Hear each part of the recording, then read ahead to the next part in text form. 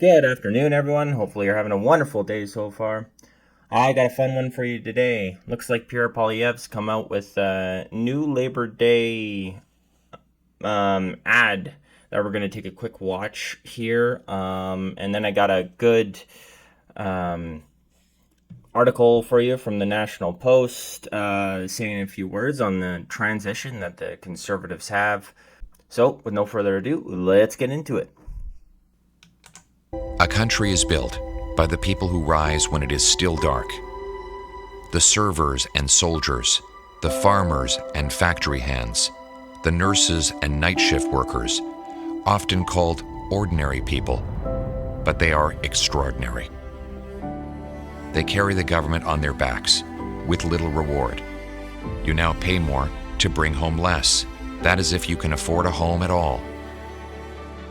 Many live in fear of crime and chaos, but there is a new dawn rising, where hard work is rewarded, where there's affordable food and a home in a safe neighborhood, where everyone gets a fair shot at a good life, where common sense is common, and where, after the night, no matter how long or dark, comes morning. Let's bring it home. That's the new quick 1 minute ad that he showed on YouTube and on TV today. I think it sends a pretty good new message to show people what the new Conservative Party's all about. A lot of people kind of associate the Conservative Party with the rich and not really the middle class. So it's good that Pierre Poilievre is coming out and showing the people that, hey, this is what we're about now. We know the NDP, we know the Liberals, and well, the Bloc Québécois have left you, have gone so far left. They're now not even the party of the corporations. They're like the party of rich people, and they're like, hey, we're here for you. And that's not a bad thing.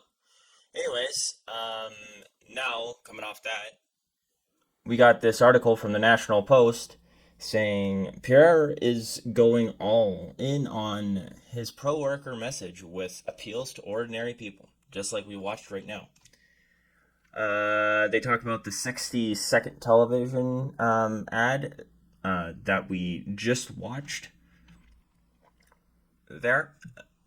And apparently on TV, the advertisement accompanied a similar 30-second TV commercial and a 30-second radio ad calling the NDP leader Jagmeet Singh a sellout for continuing to prop up the Liberal government. And they are. It's shown in the polls that people want Justin Trudeau out. They want him to resign. Not that there's anybody else really in the Liberal party that can replace him. He kind of set it up his cabinet that way. But the NDP has gone far, far away from when Tommy Douglas first created the NDP, and he created it to support workers. He's created it to support unions and everything like that. Not that I particularly like the unions of today, but the unions back in like the 1960s when the NDP was created, they were for the, well, from what I heard, they were for the people. But if anybody's still around from the 1960s who listens to my stuff, let me know in the comments below if that's actually correct. And also, if you like this video, if you subscribe, that would be awesome. Back to the article. They continue to say, by now it's common to see Canada's Conservative parties making overt appeals to unions and blue-collar workers, and Poilievre has been hammering home his message to the common people for 2 years, and he's actually saying that the blue-collar workers are important to Canada. Do you ever see the NDP or Justin Trudeau saying those things? Justin, like, Trudeau, every once in a while, talks about it like for 10 seconds to kind of push his $10 day daycare and all that. Uh, but only when he talks about women getting back in the workforce. What if a woman wants to stay home and be a stay at home mother? Uh, Apparently, the Liberals don't want that. They say, I think it's smart politics. The union movement is not that big in the private sector. What they are signaling, though, is that they share the concerns of most who are working hard daily for their money, who don't have it easy, and who don't have connections, said Brian Dijkema, who is president of the faith-based Cardis. Sorry, I just ruined your name. Think tank and the former union organizer. Although previous conservative leaders have tried to court blue-collar workers, Poilievre has backed it up recently with some difficult votes with the House of Commons that he has described as pro-worker and which have annoyed some pro-business and free market conservatives.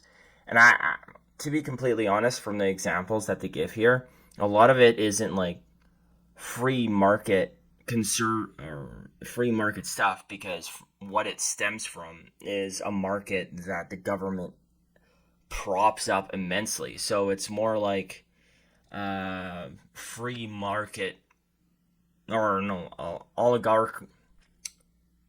Well, it's more like an oligarchy. I was trying to make a play on the free market part, but it didn't really. That would have been confusing.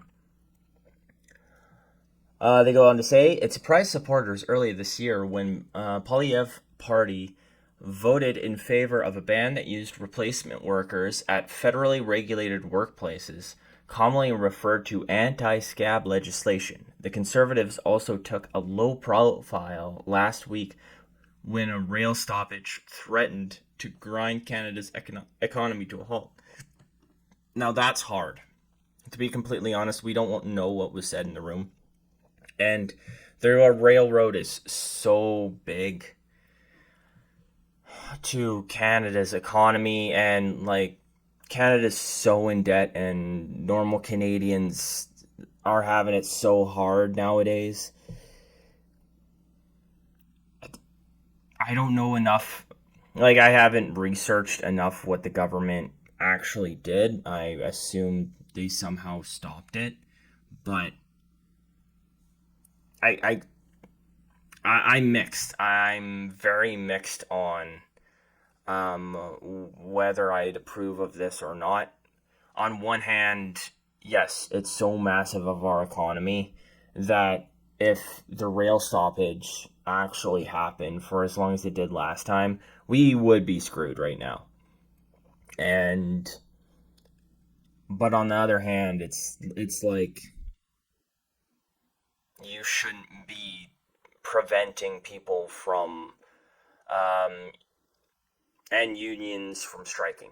But like I said, I really need to do a video on that because I do not know enough to really do a good intellectual opinion on it, or have, sorry, a good opinion on it. They also say that Poilievre has met up with many unions in the past, and Poilievre has been targeting blue-collar workers. The Conservatives have also been keen to point out that the working class has changed in recent decades and is now just as likely to include women or recent immigrants in sales or service jobs. That's partly why the party has made a point of lobbying for a private member's bill that would require flight attendants to get paid for work they do before the planes take off, which just makes sense. Why are they not getting paid for the work that they do before the plane takes off? It's like these airlines don't get the concept of these workers only have certain amount of time in their lives, and they're literally spending it at work, and that's reducing the amount of time in their lives. So they expect not to get paid for that. That's ridiculous, but that's what happens in these airline oligarchies where you only have maybe three airlines. Actually, two off the top of my head. I can't actually think of a third. Um, Air Canada and WestJet. If you guys know a third, leave in the comments below, because like I'm thinking maybe Flair, but not really, because Flair has mostly canceled a lot of their domestic flights and gone mostly international. They say it would certainly cost him some support among free market conservatives, but he has evidently calculated this will be more than this will more than offset by the support he gets from other voters. And said Matthew Lau, an adjunct scholar from the Fraser Institute. And yeah, like I said, it just makes sense. The NDP has lost the plot. The NDP's for the rich. All they do is back the liberals who nobody wants, and now they're complaining that, like, on one hand, they complain that, the grocers are fleecing the common folk, but then they vote for the liberals who aren't actually putting, wow, I don't know what they would really do. Like, they're not actually putting any legislation through, which I don't actually think they should, because the grocers are going to get it one way or another. They're going to, if they lower the cost of food, they're going to increase the cost of pharmaceuticals, right? And it is just what it is. And like what the NDP could do is they could be like, okay, we're gonna decrease the tax. Like, we got to decrease the taxes on the middle class, but they don't do that. They don't say, oh, hey, let's cut the carbon tax on the middle class and lower class, but they don't do that. So they're not really for the common folk. Reading. They go on to say, I would argue that everything I did from a policy perspective is conservative, which being conservative is mean to conserve, not really to be for the rich people. And, well, who believes that a fundamental shift has happened among voters, with downtown dwellers and corporate class voters shifting to the center left. It leaves an opening for the conservative parties with working people. The parties on the left are abandoning working class people for a long time. They are more concerned about boutique social issues instead of what matters to workers. Good jobs with pensions and benefits like those in skilled trades. And also, they forget that the liberals are pretty much destroying the freedom of speech, which the Conservative Party is the only party who's standing up for freedom of speech in this country. NDP don't like it anymore. The Liberal Party wants to get rid of it, and they're using social issues like immigrants and migrants and the LGBTQ plus A5. I don't even, the 25 other acronyms that are there, community, as like a shield to push through this legislation. And pretty soon, like, if Justin Trudeau gets in again, well, and the Bloc, I mean, they love it. And you can see with English in Quebec that they love just crushing the freedom of speech in Quebec, where, oh yeah, you have it, but you can only say it in French. Or if they would have it their way, like everybody could only speak French in Quebec and not English. You're starting to see that with English. Federally, the conservative strategy is designed to appeal to the average Canadian worker on a grand scale. On a smaller scale, it's targeted at poaching seats from the NDP, which has traditionally styled itself as a party of blue collar workers. Because the NDP is just the liberals. So, the NDP isn't actually a party anymore. It's just like liberals 2.0.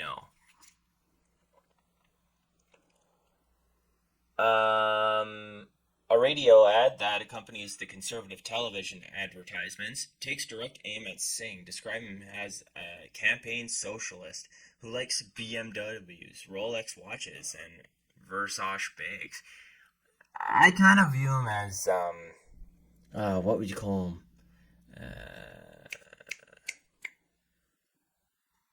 The Russian oligarchs back when like communism wasn't a thing, and they're kind of they were the small time party that took control, but they were the rich people who said they were they're for the poor, or for the workers. Let's take money from the rich and give to the poor, and then everybody just there's not enough food for anybody. There's not enough money. There's enough money, but the inflation just explodes. But of course, because the people in the NDP are like super super rich, because hey, just like they say, NDP leader Jagmeet Singh, he has BMWs, Rolex watches, and Versace bags. He doesn't even take the time to actually go to all of these strikes and stuff like that in normal clothes and look like just a normal human being. No. He flaunts his wealth. The ad picks up on a line of attack that Polyev debuted last week, urging Singh to stop supporting the Liberals in the House of Commons and provoke a carbon tax election in October. The Conservatives have accused Singh of keeping the Liberals in power long enough that the NDP leader will qualify for a taxpayer-funded pension. And that's exactly why he won't call an election. And I hear online that a lot of people say that Jagmeet Singh and liberals, they're gonna, and the Bloc are gonna do sort of a silent deal, and a non-written deal where liberals won't run an MP that in an area where they won't win, so more of the votes will go to the NDP. Same with the Bloc, same with the NDP won't run somebody where they won't win, so they're not going to split the vote. I don't think that's going to work at this time, because people are hating on the NDP. People are hating on the Liberals. That may work with the Bloc Québécois, but nobody knows what the Bloc's going to do. And to be completely honest, at this point in time, I think a lot of people in Quebec will vote Conservative just out of spite. Like, they won't vote Bloc because they want a Conservative government. And who knows? It could be that we get a Bloc Québécois Conservative government. But I don't think there's enough people that actually like the NDP, and not enough people who actually like the Liberals, right? Well, like Trudeau enough now. So Jagmeet Singh is just going to keep Trudeau in power until the election next year, so he gets his pension and he gets paid by the taxpayers for the rest of his life. But what do you guys think? Do you think Jagmeet Singh is going to do call an election, vote of no confidence in October? Am I right? Am I wrong? Also, what do you think about Pierre Poilievre now turning more towards blue collar workers and not really talking about corporate taxes as much? He still does every once in a while, but not as much. Let me know in the comments down below. Also, if you like this video, subscribe. That would be awesome. And if you have any recommendations on how I should conduct these more article-like videos, let me know, and I'll try and change it up to people's liking in the later days. Other than that, that's all I got for you right now. Have a nice day.